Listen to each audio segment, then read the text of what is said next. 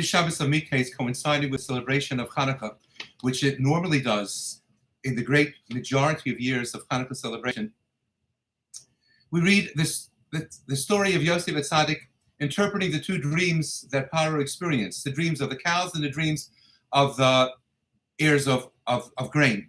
And as all of us know, Yosef explained to Paro that he dreamt two of the same dream, as it were, because the Kadosh Baruch Hu was letting him know that they were going to occur rather rapidly. And the 7 cows that were robust, consumed by the 7 lean cows, much as the respective ears of corn as well, Yosef explains to Paro, represent 7 wonderful years of tremendous volume of prosperity, whereas the 7 lean cows that consume the years of prosperity represent 7 years of terrible hunger and famine that will leave no mark whatsoever of a remnant of the years of plenty, given how horrific they will be.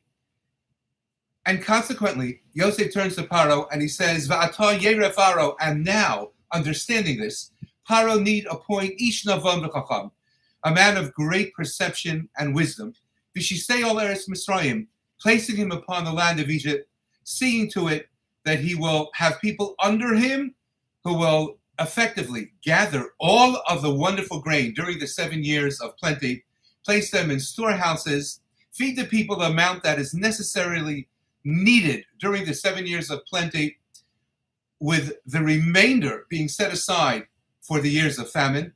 And not only will Egypt be able to secure an existence, but Egypt will even become, as we know it, from the story of the household of Yaakov Avinu, it will become the repository of food for the rest of its surrounding areas. Paro listens to the dreams, he listens to its interpretation, he listens to Yosef's advice, and he turns to those around him, all of his wise men, and he says, oh my gosh, Vayoma Paro Yosef, Acharei Hodia Elohim Oskais Chozos, given that God has informed you of all of this, Ein Avon Chacham Kamocha, this perceptive and wise man whom you refer to, that I need appoint upon my land of Egypt, why, it will be no one other than yourself. You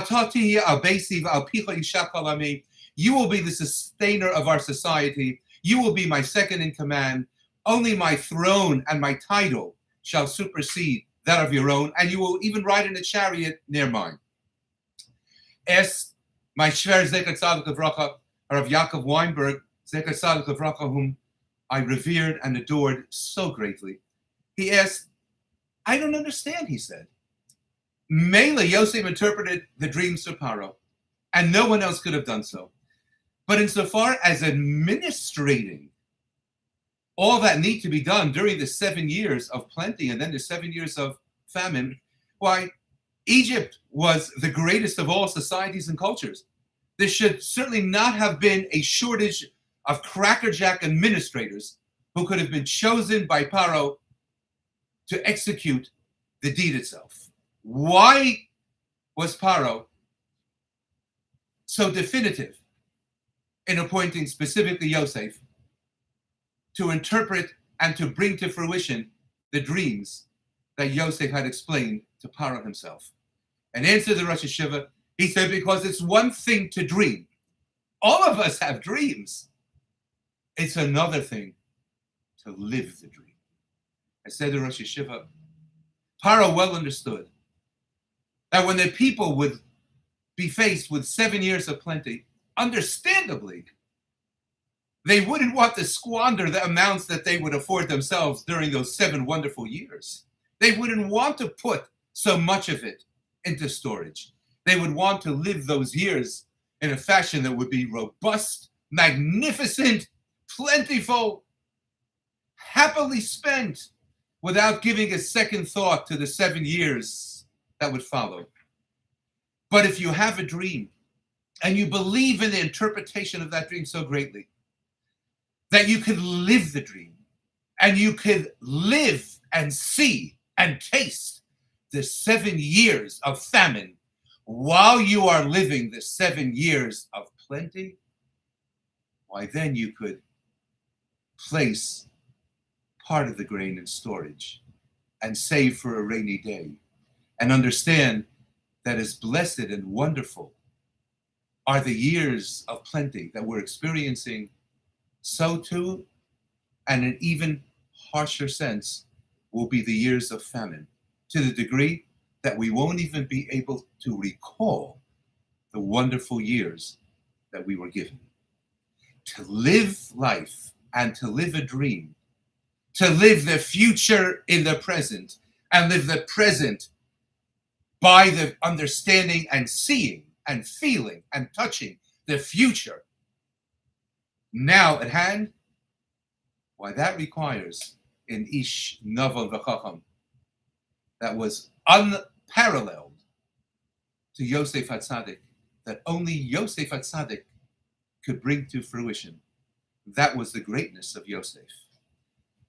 Little wonder that Miketz, as a rule, always coincides with Chanukah, because if not for the fact that the household of the Maccabim and Matisyahu and Yochanan Kohen Gadol could live the dream and see in their own minds the rekindling of the menorah and its endless illumination to the entire surrounding areas of Yerushalayim and HaKodesh, if not for the fact that they could taste victory as they went into battle, endlessly outnumbered, ridiculously accounted for, they never would have been able to even make the attempt, and certainly would not have been able to wear the wreath of victory upon their heads. That's why Miketz coincides with Chanukah. That's what we read about. The ability to have chalomos. All of us dream. Most of our dreams we don't even remember. And even those that we remember, very few of us try to embark upon the path of actually seeing those dreams to a reality of their own. And in order to do so, we need be able to taste and live the future at the present at hand. Have a wonderful Shabbos of Freilich and Chanukah. Enjoy your families.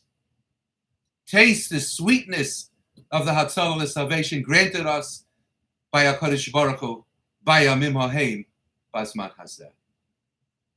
Freilich and Chanukah.